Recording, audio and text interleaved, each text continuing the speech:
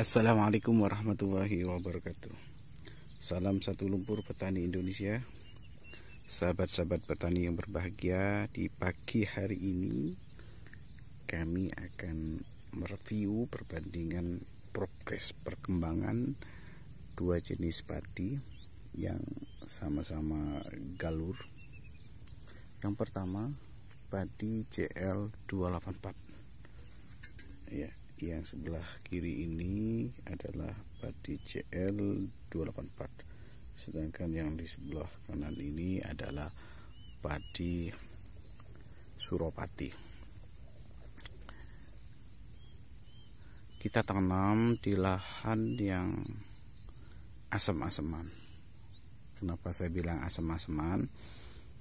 Karena memang biasanya setelah tanam atau pasca tanam, padi yang ditanam di lahan ini dari musim ke musim itu mengalami kondisi stagnasi perkembangan, ditunjukkan dengan warna daun yang menguning dan pertumbuhan yang macet. Oleh karenanya di musim kali ini saya mencoba mencari jenis padi yang tahan terhadap asam-asaman. Setelah dilakukan proses browsing dan terus mempelajari dari informasi-informasi baik di media sosial maupun secara diskusi langsung dengan kelompok-kelompok tani atau dengan pecinta-pecinta tanaman padi, akhirnya saya mencoba menanam dua jenis padi yang berbeda di lahan ini. Yang pertama, padi JL284. Ini padi sudah pernah saya tanam pada musim kemarin dan alhamdulillah hasilnya juga bagus, dalam arti sangat kuat dan tahan di kondisi tanah yang asam-asaman, kondisi tanah yang berlumpur, berair. Pada musim kemarin ini termasuk sudah teruji pada lahan kami yang lain. Oleh karenanya pada musim tanam kali ini saya tanam di lahan ini. Kemarin kebetulan untuk lahan ini kita tanami padi Imbari 32.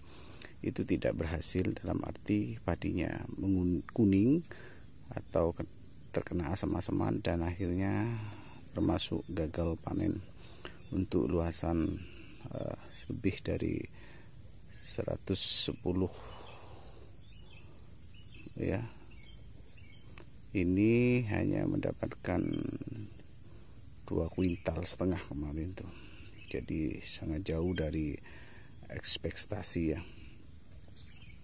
Oleh karenanya pada musim kali ini tidak ingin mengulangi kegagalan di musim kemarin, kami melakukan sebuah uji coba untuk lahan yang sebelah barat ini. Kita tanam JL, kita coba lagi JL, bagaimana JL284 ini, apa betul-betul teruji di beberapa lokasi, walaupun sama-sama asam-asaman gitu ya. Namun kadangkala beda ya. Ada faktor asam-asaman itu karena dalam memang lumpurnya itu airnya tidak bisa dikeringkan. Untuk kondisi lahan di sini sebenarnya airnya bisa dikeringkan ini, namun herannya itu tetap ketika beberapa hari setelah ditanam, lebih-lebih setelah dipupuk itu langsung merah. Padahal lumpur yang ada di lahan ini tidak begitu dalam, artinya hanya sebatas tidak sampai selutut, artinya masih di bawah lutut. Kadang ada yang hanya di atas mata kaki. Tapi herannya kenapa sih setiap musim itu mesti merah, mesti rusak, mesti stagnan perkembangannya, pertumbuhannya.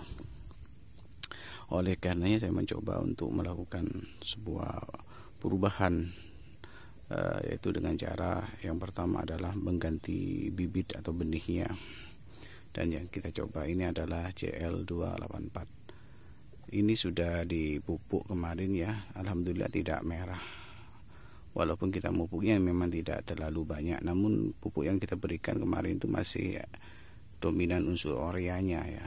Artinya kita campur urea, kemudian Poskro dan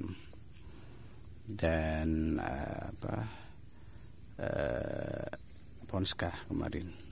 Namun kalau dikalkulasi dengan perbandingan itu tetap ureanya masih atau unsur N-nya lebih dominan. Namun alhamdulillah tidak menjadikan padi ini menjadi merah. Ini untuk yang CL. Kemudian yang sebelah kanan ini padi Suropati. Kalau dilihat Suropati ini dari segi perkembangannya alhamdulillah juga bisa hidup, namun sedikit warnanya itu masih kalah sama CL. Artinya masih ada mengalami proses ketergangguan ya. Warnanya tidak segera hijau, masih kuning ya. Dan ini merata ya, baik yang lahan yang sudah bisa dikeringkan maupun lahan yang basah, walaupun tidak mati. Jadi kalau dilihat dari ketahanannya, antara dua jenis ini lebih tahan CL284 dibanding padi Suropati. Kemudian dari proses perkembangan, artinya proses peranakan padi ini masih sama-sama belum banyak ya, anaknya masih sedikit, masih stagnan ya. Artinya masih belum beranak banyak ya. Ya walaupun memang relatif ada yang beranak, untuk mungkin karena faktor haranya itu beda gitu. Jadi yang di pinggir yang agak tinggi itu masih mending, tapi yang agak ke tengah ini masih tipis-tipis gitu. Artinya batang padinya hanya masih berisi 3, 2 gitu, bahkan ada yang 1 ya. Jadi masih perlu support. Kalau kita terus paksa dengan pemberian pupuk tabur, kita masih khawatir takut menjadi merah. Oleh karenanya sampai detik ini kita masih terus melakukan proses pengamatan, kemudian juga sesekali memberikan penyepraian. Jadi kita asupan gizinya kita berikan lewat penyepraian, karena dikhawatirkan bisa menjadi merah. Kalau sudah jadi merah itu perawatannya lebih rumit ya. Jadi memang walaupun padi ini terlihat hidup ya, masih dalam tanda kutip masih mengkhawatirkan ya, masih mengkhawatirkan, takut-takut ini tanamannya ini hanya berisi beberapa batang, padahal kita tanam dengan model Jajar Legowo 31. Jadi banyak space kosongnya ini sudah kita korbankan. Beberapa deret ini kosong ya. Artinya kalau ini tidak bisa menghasilkan anakan yang banyak ya, potensi hasilnya juga tidak akan sesuai dengan target.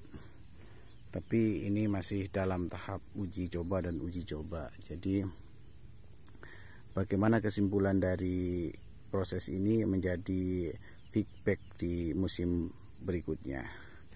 Demikian sahabat-sahabat tani, jadi ini jadi sebuah informasi ya, bagi sahabat-sahabat tani yang mempunyai lahan, kondisi lahan yang sama dengan yang kami miliki. Jadi yang menjadi kata kunci ketika mau menanam padi di lahan yang sering terkena asam-asam adalah kita harus pandai-pandai dalam memilih jenis galur atau varietas yang mau ditanam, karena itu menjadi faktor pokok. Kalau itu tidak diperhatikan ya bisa-bisa langsung merah dari awal, dan itu sangat sulit perawatannya ke depannya. Demikian, salam satu lumpur petani. Assalamualaikum warahmatullahi wabarakatuh.